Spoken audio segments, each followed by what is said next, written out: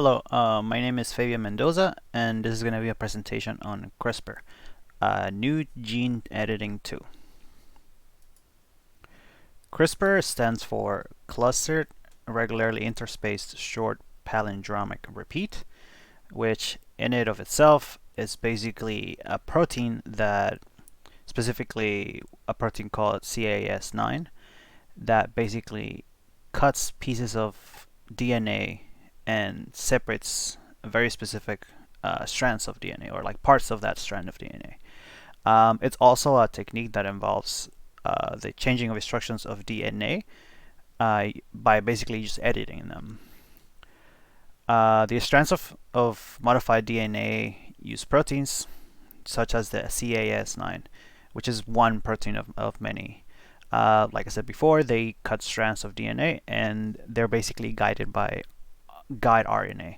So the main two things that you really need to have in order to perform this technique, the CRISPR technique, is a protein. Either can be CAS9. There are others like CAS12A, which I'm going to talk about in a little bit.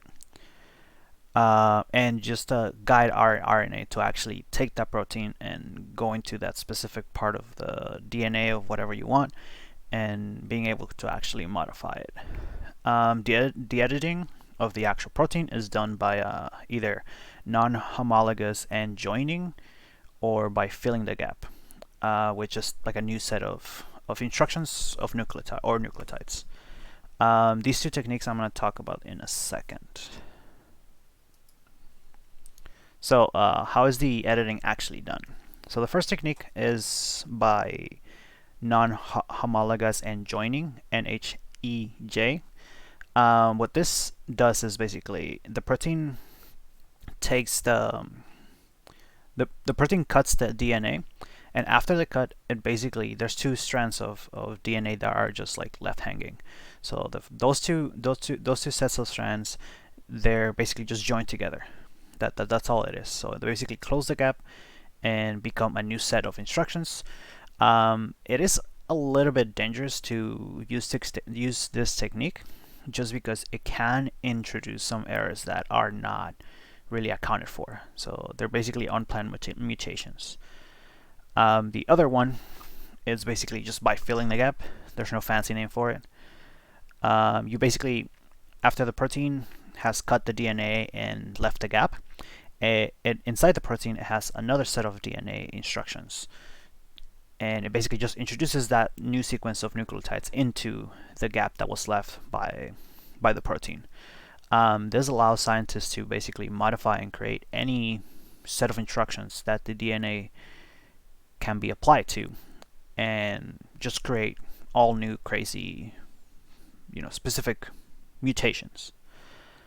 This technique in general is used to correct genetic defects, basically try to fix the problems at an embryo level.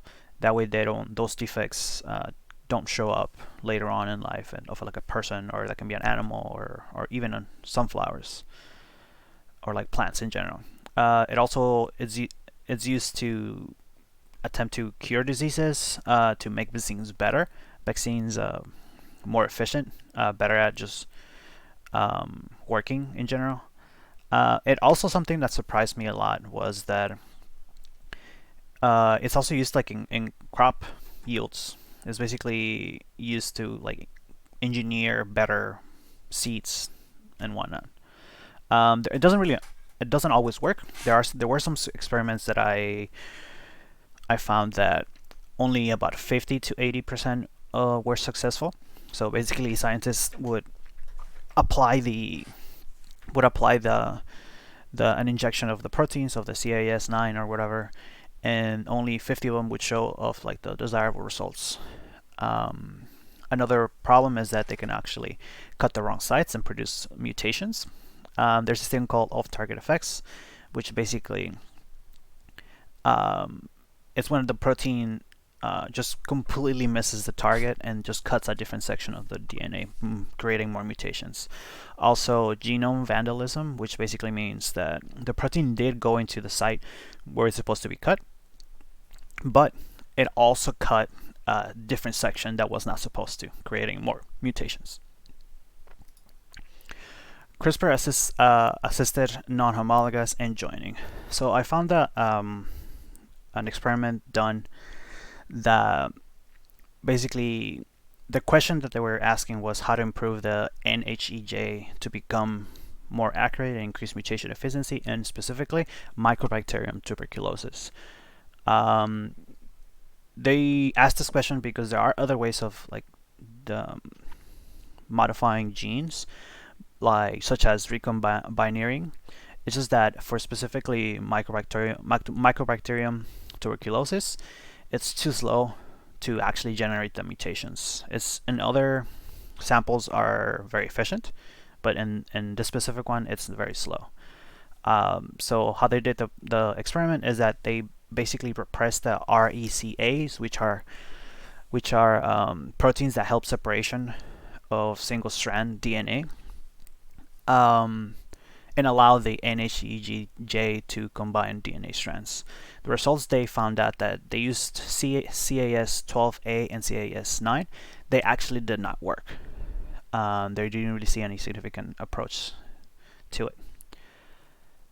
The solution that they came up with was that they just simply delay the expression of the CAS and let the DNA replicate. The results was just that, surprisingly, there were actually little to none mutations. It was very significant just because afterwards they basically found that they were playing around with the idea of like including a second mutation in every strand of DNA, and they were actually very successful. They essentially doubled the rate at which mutations can be